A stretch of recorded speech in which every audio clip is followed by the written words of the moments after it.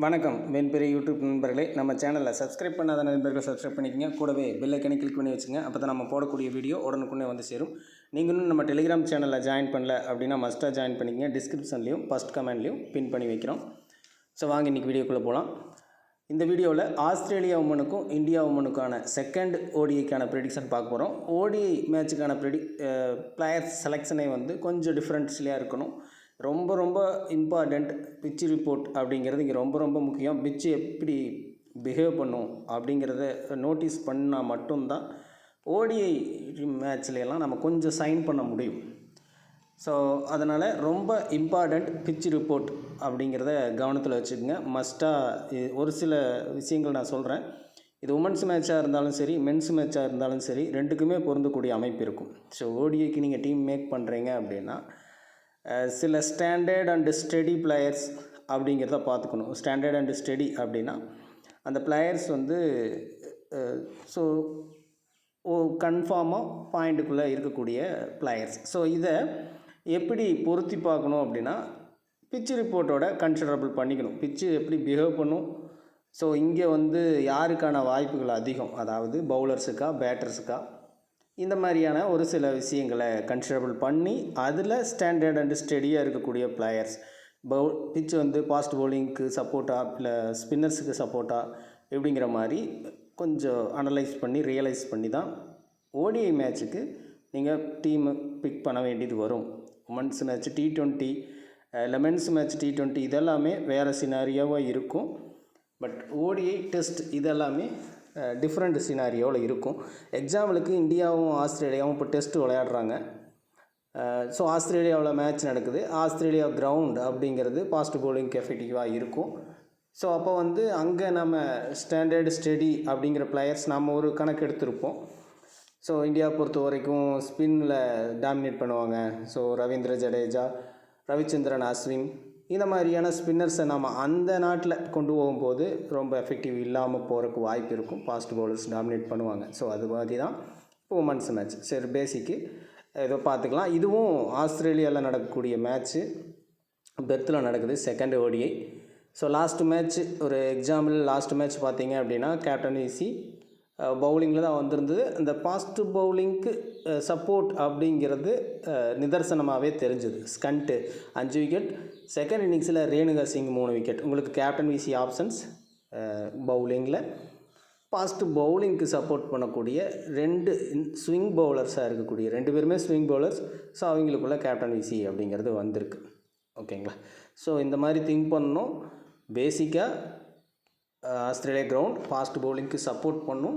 Okay, அந்த match நடந்திருக்கு. திரும்ப இப்போது இந்த மேட்ச் செகண்ட் ஓடிஐ அதே கிரவுண்டில் நடக்குது அப்படிங்கிறது கொஞ்சமாக ஓரளவுக்கு அந்த ஸ்விங்கோட தன்மை குறைஞ்சிருக்கலாம். ஸ்பின்னர்ஸ் 1-2 பிளேயர்ஸ் உள்ளே வர்ற மாதிரி வாய்ப்பு இருக்கலாம். ஸோ அந்த ரேஞ்சில் யோசிச்சுக்குங்க. ஓகே, இந்த பிட்ச் ரிப்போர்ட்டை பொறுத்த வரைக்கும் இங்கே இது வரைக்கும் 16 மேட்சஸ் ஓடிஐ உமன்ஸ் ஓடிஐ மட்டும் நடந்திருக்கு. பேட்டிங் ஃபஸ்ட்டு 7 முறையும் பேட்டிங் செகண்டு 9 முறையும் வின் பண்ணியிருக்கு. பேட்டிங் செகண்டுக்கு கொஞ்சம் அட்வான்டேஜ் இருக்க தான் செய்யுது இந்த கிரவுண்டை பொறுத்த வரைக்கும். லாஸ்ட் மேட்சும் அப்படி தான் நடந்துச்சு. பவுலிங் கிரவுண்டு எப்போவுமே சேசிங்க்கு ஃபேவராக இருக்கும் அப்படிங்கிறது உண்மை. ஸோ அது போல் நடந்திருக்கு. ஸோ ஆவரேஜாக 208. ஸோ இங்கே 300க்கு மேலே ஸ்கோர் வந்திருக்கு. ஓகே, இங்கே ஸ்கோரிங் ப்ராசஸ் அப்படின்னு பார்த்தீங்கன்னா 250 பிலோ மோஸ்ட்லி இருக்க சான்ஸ் அதிகமாக இருக்கும். ஸோ ஏன்னா இங்கே தான் 12 முறை நடந்திருக்கு. 250 பிலோவில், 250 எபோவில் 4 முறை. ஸோ ஸ்கோர் அதிகபட்சமே 250 ரேஞ்சில் இருக்கிறது தான் வாய்ப்பு அதிகம். அகெயின் ஒரு மீடியம் அல்லது லோ ஸ்கோர் மேட்சாக இருக்க வாய்ப்பு இருக்குது. ஓகே, இதை பார்த்துக்கலாம். ஸோ அடுத்தது நம்ம ட்ரீம் 11 இருக்கக்கூடிய விஷயங்களை பார்த்துக்கலாம். இந்த ஸ்டாண்டர்டு ஸ்டெடி, ஸோ இந்த விஷயங்களோட சேர்த்து எந்தெந்த பிளேயருக்கான வாய்ப்பு இருக்கும், கிரெடிட்டில் எப்படி ஸ்டப் பண்ணலாம் அப்படின்ட்டு பார்த்துக்கலாம். First high credit players, 9 credit players அப்படின்னு பார்த்தோம்னா பெத் மோனி, மந்தனா, ஈபெர்ரி, தீப்தி சர்மா, ஸ்கண்ட். லாஸ்ட் மேட்ச் 8.5 தான், இப்போ 9க்கு இன்க்ரீஸ் பண்ணியிருக்காங்க. ஓகே, ஸோ இந்த பிளேயர்ஸ். ஸோ இதில் லாஸ்ட் மேட்ச் 9ல் இல்லை அப்படிங்கிற பிளேயர் ஸ்கட்டு. ஸோ ஸ்கட்டை தவிர்த்து மிச்சம் இருக்கக்கூடிய பிளேயர்ஸில் எவ்வளோ பிளேயர்ஸ் ட்ரீம் டீம் என்ட்ரு ஆனாங்க அப்படின்னு பார்த்தீங்கனாலே தெரியும். யாருமே இங்கிருந்து என்ட்ரு ஆகலை. ஸோ இந்த மேட்ச்சு 9 கிரெடிட் பிளேயர்ஸ் என்ட்ரு ஆகிற மாதிரியான மேட்சாக இருக்கும். ஓகே, ஸோ இது கிரெடிட்டில். நான் இன்னொரு விஷயம் சொன்னேன். ஸோ அதை பேஸ் பண்ணி நம்ம ஃபஸ்ட்டு பார்ப்போம், ரெண்டாவது பார்ப்போம். ஃபஸ்ட் இந்த விஷயத்தை பார்த்துக்கலாம். அதுக்கப்புறம் 8.5ல் ரேணுகா சிங் தாகூர், ஹர்மன்பிரீத் கபூர், ஏ கார்ட்னர், கார்ட்னர். ஓகே, ஸோ இதில் 8.5ல் 3 பிளேயர். லாஸ்ட் மேட்சும் இவங்க எல்லாருமே 8.5 தான். ஸோ 9ல் யாரும் வரல, பட் 8.5ல் இருந்த பிளேயர்ஸ் எல்லாருமே வந்தாங்க. ஸ்கட்டும் 8.5 தான். ஓகேங்களா? அது கிரிடிட்டில் எப்படி ஸ்டாப் பண்ணுறதுன்னு பார்த்துக்கலாம். கிரிடிட்டில் ஸ்டாப் பண்ணணும். அதே நேரத்தில் ஸோ இந்த கிரவுண்டு, இந்த கண்டிஷன் அப்படிங்கிறத பேஸ் பண்ணணும். ஸோ அதை மைண்டில் வச்சுக்கோங்க, அதை மறந்துட வேண்டாம்.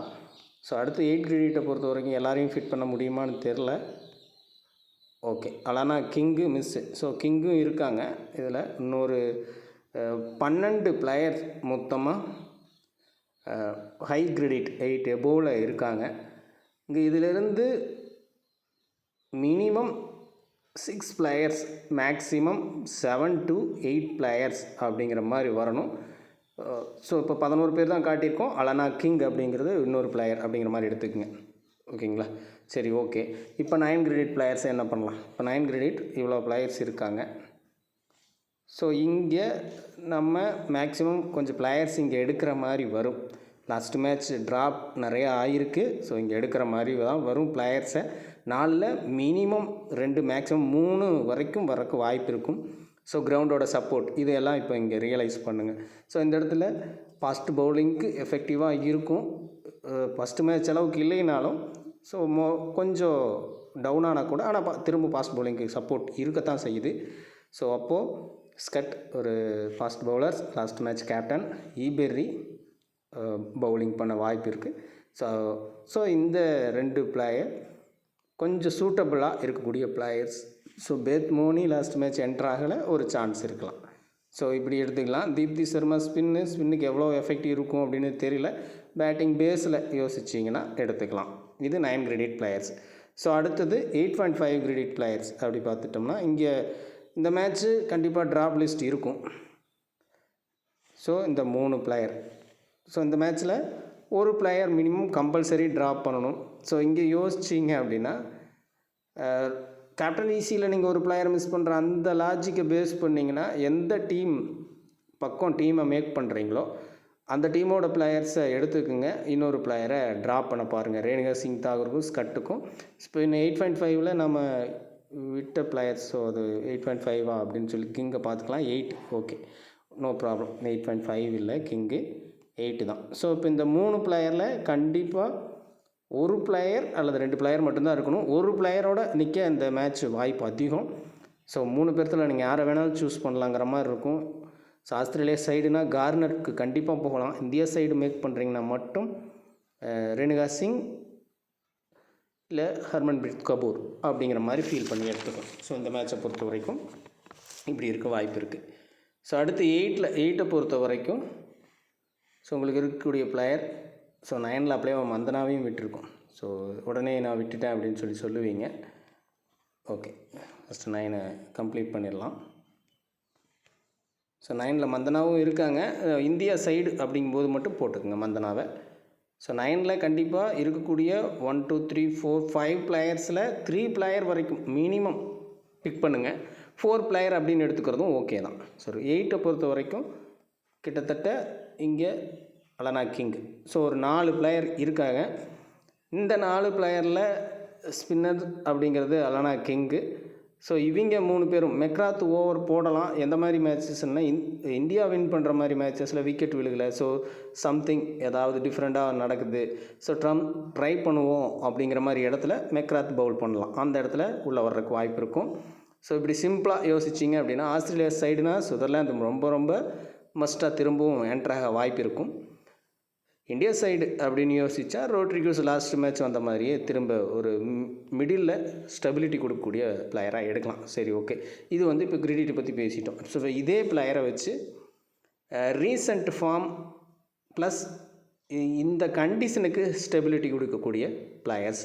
ஸோ அப்படி இந்த இடத்துல யோசித்தோம் அப்படின்னா, இந்த பவுலர்ஸ் கண்டிப்பாக அந்த கிரவுண்டு இப்போ வரைக்கும் இருக்கிற கண்டிஷனுக்கு ஓகேவான பிளேயர்ஸ். ஓகே.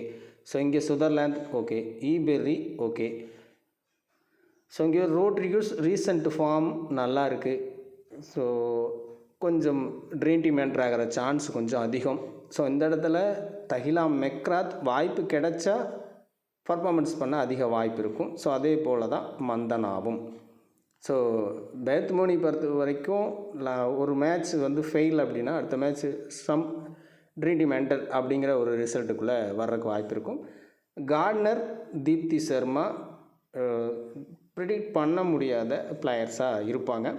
கார்ட்னர் நல்ல ஃபார்மில் இருக்காங்க இப்போ அப்படிங்கிறது ஒரு ப்ளஸ்ஸு கார்ட்னரை பொறுத்த வரைக்கும்.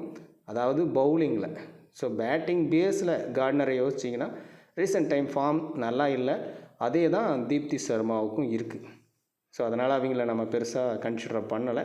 ஹர்மன்பிரீத் கபூர் இந்தியா லாஸ் ஆகிற டீம் அப்படின்னு போட்டிங்கன்னா கபூர் மிடில் ஸ்கோர் பண்ணிகிட்டு இருப்பாங்க. ஸோ அந்த இடத்துல இவங்களை யோசிச்சுக்கலாம். ஸோ இதுதான் இந்த ப்ரெடிக்ஷன். ஸோ இப்போ இதில் எல்லா பிளேயர்ஸையும் மோஸ்ட்லி கவர் பண்ண மாதிரி இருக்கும். கொஞ்சம் தெளிவாக யோசிச்சிங்கன்னா எந்த சைடு டீமை மேக் பண்ண போகிறீங்க, எந்த டீமுக்கு ஃபேவராக நீங்கள் போட போகிறீங்க அப்படிங்கிறத வச்சு நீங்கள் எடுத்துக்கலாம். ஸோ இங்கே நான் சொல்லியிருக்கேன், இந்த இடத்துல லாஸ் ஆகக்கூடிய டீமில் மெக்ராத் எடுக்கலாம். ஓகேங்களா? ஆஸ்திரேலியா லாஸ் ஆகுது அப்படிங்கிற இடத்துல மெக்ராத்தை ஒரு டிஃப்ரென்ஷியலாக நீங்கள் யூஸ் பண்ணலாம். ஒன்று. ஸோ வின் பண்ணுறாங்க அப்படிங்கிற இடத்துல மெக்ராத் இந்த இடத்துல பெருசாக தேவைப்பட மாட்டாங்க. நீங்கள் கட் பண்ணிவிட்டு மற்ற பிளேயர்ஸ் ஈபெர்ரி, இந்தியா லாஸ் ஆகுதுன்னா இங்கே ஸ்டெபிலிட்டி கொடுக்கக்கூடிய இந்தியா லாஸ் ஆகுது அப்படின்னு எடுத்துக்குவோம். ஸோ இந்த 2 பிளேயர் பிக் பண்ணலாம். ஸோ 2ல் 1 அப்படிங்கிறதும் ஓகே தான். ஸ்கட்டு மஸ்ட்டாக வந்துடுவாங்க, ஈபெர்ரி மஸ்ட்டாக வந்துடுவாங்க, பேத்மோனி மஸ்ட்டாக வந்துடுவாங்க. ஸோ இந்த மாதிரி திங்க் பண்ணி சுதர்லாந்து அல்லது கார்ட்னர் எனி ஒன் அப்படிங்கிற மாதிரி பிக் பண்ணி கொண்டு போகலாம். ஸோ இது வந்து கிரிக்கெட்டில் பார்க்கக்கூடிய விஷயங்கள். ஓகே. அடுத்தது நீங்கள் பர்சன்டேஜில் பிக் பண்ண போகிறீங்க அப்படின்னா நீங்கள் ரிஸ்க் எடுக்கலாம் அப்படிங்கிற மாதிரியான பிளேயர்ஸ் எங்கே இருப்பாங்க அப்படின்னா கம்பல்சரி இந்த ஃபாஸ்ட் பவுலிங் யூனிட். ஸோ கிட்டத்தட்ட கிம் கார்த்தோட பர்சன்டேஜ் கூட 50 எபோ அப்படிங்கிறது தான் இருக்குது. ஓகே. ஸோ இந்த ஒரு 3 பிளேயர் ஆல்ரவுண்டருக்கு. வெரஹாம் உங்களுக்கு பவுலிங்கே கொடுக்கல, அது நீங்கள் பார்த்துருந்தாலே தெரியும். So okay. ஸோ நம்ம 50 பிலோ இருக்கக்கூடிய பிளேயர்ஸை மட்டும் எந்த மாதிரி இடத்துல நீங்கள் இது பண்ணலாம் அப்படிங்கிறத பார்த்துக்கலாம். ஓகேங்களா? 50 பிலோ இருக்கக்கூடிய தஹிலா மெக்ராத் அந்த லிஸ்ட்லேயே காட்டிட்டோம், ரோட்ரிகஸ் அந்த லிஸ்ட்லேயே காட்டிட்டோம். ஸோ அந்த காட்டின பிளேயர்ஸ் இல்லாமல் மிச்சம் இருக்கக்கூடிய பிளேயர்ஸ் அப்படிங்கிறத மட்டும் நம்ம இப்போ எடுத்திருக்கோம். கிட்டத்தட்ட 10 பிளேயர் தான் இருப்பாங்க. ஸோ மந்தனாவே அந்த லிஸ்ட்லேயே நம்ம பார்த்துட்டோம். இச்பீல்டு, தீப்தி சர்மா அந்த லிஸ்ட்லேயே பார்த்துட்டோம். ஓகே. வெரஹாமே எடுத்துக்குவோம் கன்சிடரபுளாக. பி மிஸ்ரா. ஓகே. இவ்வளோ தான். ஸோ இந்த ஒரு 10 பிளேயர். ஸோ இங்கேருந்து இதில் 50 எபோவ் இருக்கக்கூடிய பிளேயர்ஸுமே இருக்காங்க. ஸோ நீங்கள் அதை பெருசாக கன்சிடர் பண்ண வேண்டியதில்லை. ஸோ 5 பிளேயர் அப்படிங்கிறதும் வரலாம், 3 பிளேயர் அப்படிங்கிறதும் வரலாம். ஸோ ஓடிஐ இப்படி தான் இருக்கும்.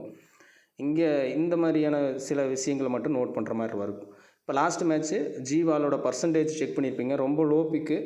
ஸோ அவங்க வின் பண்ணுறாங்க. ஸோ லோ பிக் பிளேயர்ஸோட இன்வால்மெண்ட் கண்டிப்பாக இருக்கும். ஸோ அந்த அமைப்பில் இப்படி வந்துட்டாங்க. ஸோ இப்போ இது இங்கே ஃபஸ்ட்டாக ஸ்டெடி பிளேயர்ஸ் அப்படிங்கிறதும் நல்ல ஃபார்மில் இருக்கக்கூடிய பிளேயர்ஸ் அப்படிங்கிறதும் ஃபஸ்ட்டு பார்த்துக்கலாம். ஓகேங்களா? ஃபஸ்ட்டு அதை பார்த்துக்கலாம். இச்பீல்டு நல்ல ஃபார்மில் இருக்காங்க, ஜீவால் நல்ல ஃபார்மில் இருக்காங்க. இதுக்கு முன்னாடி டொமஸ்டிக் சீரீஸ்லையும் நல்லா ப்ளே பண்ணியிருக்காங்க. கிம் கார்த் நல்ல ஃபார்மில் இருக்கக்கூடிய பிளேயர்ஸ். இங்கே T Sadhu, S Thakur both பிளேயருமே டீசெண்ட் ஃபார்மில் இருக்கக்கூடிய பிளேயர்ஸ் தான். ஓகேங்களா? ஸோ கிட்டத்தட்ட இந்த லிஸ்ட்டில் இந்த ஒரு 5 பிளேயர் நல்ல ஃபார்மில் இருக்காங்க. இந்த 5 பிளேயர்லேருந்து 3 பிளேயர் வரைக்கும் ட்ரை பண்ணலாம். ஸோ இந்த ஸ்பின்னர் வெரஹாம், பிரியா புனியா, ஹர்லின் டியோல். ஸோ இந்த பிரியா புனியா, ஹர்லின் டியோல் எந்த இடத்துல நீங்கள் யோசிக்கணும் அப்படின்னா லாஸ்ட் மேட்ச் எப்படி ஆஸ்திரேலியா வின் பண்ணுச்சோ ஸோ அதே போல் இந்தியா இந்த மேட்சை டாமினேட் பண்ணிடுவாங்க, ஃபஸ்ட்டு பவுலிங் பண்ணி அதே போல் விக்கெட் எடுத்து. ஸோ அந்த மாதிரி ஏதாவது சம்திங் நீங்கள் ட்ரை பண்ணுறீங்க அப்படின்னா இந்த இடத்துல இந்த 2 பிளேயரில் ஒரு பிளேயரை யூஸ் பண்ணலாம். பிரியா புனியா கூட நீங்கள் ட்ரை பண்ணி பார்க்கலாம். ஃபார்ம் பேஸ் எப்படி இருக்குன்னா டொமஸ்டிக்கில் டீசெண்டாக இருக்குது பிரியா புனியாவுக்கு. ஹர்லின் டியோல் பெருசாக மேட்ச் விளையாடல அப்படிங்கிறதுனால அவங்களுடைய ஃபார்ம் என்ன அப்படிங்கிறது நமக்கு தெரியல. பி மிஸ்ரா நல்ல ஃபார்ம் உள்ள பிளேயர் தான். பட் இவங்க ஸ்பின்னர் அப்படிங்கிறது இந்த கிரவுண்டு ஸ்பின்னுக்கு ஃபேவர் இல்லை அப்படிங்கிறதுனால எவ்வளோ தூரம் பண்ண முடியும் அப்படிங்கிற டவுட் இருக்குது. ஓகேங்களா. பட் இவங்கெல்லாம் டீசென்ட் ஃபார்மில் இருக்கக்கூடிய பிளேயர்ஸ். இந்தியா வின் பண்ணுதுன்னா பிரியா புனியா பிக் பண்ணலாம்.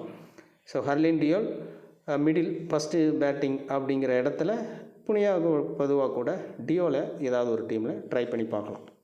ஓகேங்களா. ஓகே, புரிஞ்சிருக்கும் நம்புகிறேன். ஸோ இப்போ கேப்டன் விசி ஆப்ஷன்ஸ், இந்த மேட்ச் ஃப்ளோ எப்படி இருக்கலாம் அப்படின்ட்டு. ஆப்வியஸாக பெரிய அளவில் ஸ்கோர் வர வாய்ப்பில் பிச் ரிப்போர்ட்லேயே நம்ம பார்த்தோம். ஸோ டாப் 4 பிக் படி எப்படி கேப்டன் விசி ஆப்ஷன்ஸ் இருக்கும் அப்படின்னு சொல்லி பார்த்தீங்கன்னா, ஸோ எகெயின் பவுலிங்கில் இருக்கிறதுக்கு சான்சஸ் ரொம்ப அதிகம். அப்படி இல்லை அப்படின்னா ஆல்ரவுண்டர் கேட்டகரிக்கு போகிற மாதிரி இருக்கும். ஸோ இவ்வளோ தான் இங்கே சினாரியோ. பெருசாக நீங்கள் யோசிக்க வேண்டியதில்லை. பேட்டிங் சைடு கேப்டன் போக வாய்ப்பு ரொம்ப. ஓடிஐ மேட்ச் இருந்தால் கூட ஆல்ரவுண்டர் பவுலர்ஸ் தான் இந்த மேட்சும் கேப்டன் வர வாய்ப்பு இருக்குது. ஸோ அதில் ஃபாஸ்ட் பவுலிங், பேட்டிங் ஆல்ரவுண்டர் அல்லது பவுலிங் ஆல்ரவுண்டர், ஸோ அந்த மாதிரி. ஸோ அப்படி யோசித்தோம் அப்படின்னா இந்தியா டீமில் பெருசாக வாய்ப்பு ஆல்ரவுண்டிங் பர்ஃபார்மன்ஸில் ஃபாஸ்ட் பவுலர் அப்படிங்கிறது யாரும் இல்லை. ஸோ அதுவே இந்த சீரீஸ்க்கு ஆஸ்திரேலியா நடக்கக்கூடிய மேட்ச்சுக்கு ஒரு மைனஸ் அப்படின்னு பார்க்கலாம். ஸோ இதில் இந்த எந்த மாதிரி இடத்துல மிராக்கலாக இந்தியா வின் பண்ணுறதுக்கு வாய்ப்பு இருக்கும் அப்படின்னு பார்த்தீங்கன்னா, டி சது, எஸ் தாகூர் இந்த மாதிரி பிளேயர்ஸ் விக்கெட் எடுக்கணும். ஸோ எக்ஸாம்பிள் சொல்லணும்னா லாஸ்ட் மேட்ச்சு ரேணுகா சிங் எடுத்த மாதிரி விக்கெட்டை டி சதுவோ தாகூரோ விக்கெட் எடுக்க ஆரம்பிச்சிருந்தாங்க அப்படின்னா ஒரு சான்ஸ் இருந்திருக்கும். கூட சப்போர்ட்டுக்கு ரேணுகா சிங்கும் ஒரு 2 விக்கெட் அப்படிங்கிற ரேஞ்ச் இருந்துச்சுன்னா போன மேட்ச்சே கூட டிஃபெண்ட் பண்ணுறக்கு ஒரு வாய்ப்பு இருந்துச்சு. ஸோ அதை நம்ம எதிர்பார்த்தோம். ஸோ பட் மிஸ் ஆச்சு. இப்போ நீங்கள் இந்தியா வின் பண்ணுது அப்படின்னா உங்களுடைய கேப்டன்சி ஆப்ஷன் ரேணுகா சிங்கை தாண்டிலும் இந்த பிளேயர்ஸை ட்ரை பண்ணலாம். ரொம்ப ரொம்ப ரிஸ்கியான ஆப்ஷன் தான். ஓகேங்களா. ஸோ அடுத்தது அதே விஷயத்தை இவங்க சைடு யோசிக்கிறோம், ஆஸ்திரேலியா சைடு யோசிக்கிறோம் அப்படின்னா கிம் கார்த்தை ஒரு ரிஸ்கி ட்ரையாக நீங்கள் ட்ரை பண்ணி பார்க்கலாம் இந்த மேட்ச்சு. ஸோ சிமிலர் தான், கொஞ்சம் பிச்சு அதே கிரவுண்ட் அப்படிங்கிறனால சின்னதாக டிவேட் ஆகிருக்கலாம். ஸோ அப்போ கொஞ்சம் இனிஷியலாக தவிர்த்து விக்கெட் விழுகுது அப்படிங்கிறபோது கிம் கார்த்துக்கிட்ட விக்கெட் விழுகிறதுக்கு வாய்ப்பு இருக்கும். என்னுடைய ஹிடன் பிக்காக கேப்டன் பிக்கில் நான் இவங்கள தான் யூஸ் பண்ண போகிறேன். ஸோ அதில் டி சது, கிம் கார்த் கவனிக்க வேண்டிய பிளேயர்ஸ், ப்ளஸ் ஈபெரி ஆல்ரவுண்டரில் போகிறீங்கன்னா இந்த 2 பேருக்குமே ஆப்ஷன்ஸ் இருக்கிற மாதிரி இருக்கும். ஸ்கட்டு அல்லது ரேணுகா சிங் தாகூரில் விக்கெட் விழுக வாய்ப்பு இருக்கும் 2 பேர்த்துக்கும். பட் ஏதாவது ஒரு பிளேயர் அப்படிங்கிற நம்ம லாஜிக் இருக்கு இல்லையா கேப்டன் விசியில். ஸோ அந்த இடத்துல மைனஸ் ஆகக்கூட வாய்ப்பு இருக்குது. சேஃபாக போகிறவங்க கண்டிப்பாக கொண்டு போய்க்குங்க. ஸோ கொஞ்சம் ரிஸ்க் எடுக்க விரும்புகிறவங்க இந்த 4 பிளேயரில் கேப்டன் விசி ட்ரை பண்ணி பார்க்கலாம். ஓகே, இது ஃபைனலாக இருக்கும்னு நினைக்கிறேன். ஸோ ஓடிஐக்கான ப்ரெடிக்ஷன் இப்படி தான் இருக்கும். இப்படி தான் யோசிக்கணும். ஸ்டாண்டர்ட் ஸ்டடி அப்படிங்கிற மாதிரி யோசிக்கணும். ஸோ பேட்டிங்கில் நம்ம சொன்ன மாதிரி இவங்கெல்லாம் கேப்டன் பிளேயர்ஸ். ஸோ இங்கே இச்பீல்டு ஃபார்மில் இருக்காங்க. ஃபார்மில் இருக்கக்கூடிய எல்லா பிளேயரும் ட்ரீம் டீம் வரணும்னு அவசியம் இல்லை. பட் ஃபார்மில் இருக்கக்கூடிய பிளேயர்ஸை ரொம்ப கொஞ்சம் கன்சிடர் பண்ணிக்கிறது பெட்டரான ஆப்ஷன். ஓகேங்களா. ஸோ இவங்கெல்லாம் நல்ல ஃபார்மில் இருக்கக்கூடிய பிளேயர்ஸ். இச்பீல்டு ஆகட்டும், ஜீவால் ஆகட்டும், ஜெமிமியா ரோட்ரிகஸ் ஆகட்டும். ஸோ மந்தனா எப்போ ஃபார்முக்கு வருவாங்க அப்படின்னு தெரியாது. ஸோ அவங்களையும் நீங்கள் ட்ரை பண்ணலாம். ஓகேங்களா. ஸோ இந்த மாதிரி ஒரு அமைப்பு நான் தேர்ந்தெடுத்திருக்கேன். ஸோ நீங்கள் இதில் சின்ன சின்ன மாற்றங்கள், இந்த அத்தனை பிளேயருமே வரணுங்கிறதுல நான் அடிக்கடி சொல்கிற விஷயந்தான். கேப்டன் ஆப்ஷனில் எடுக்கக்கூடிய பிளேயர்ஸ் எல்லோரும் வர்றதுக்கு வாய்ப்பு இருக்காது.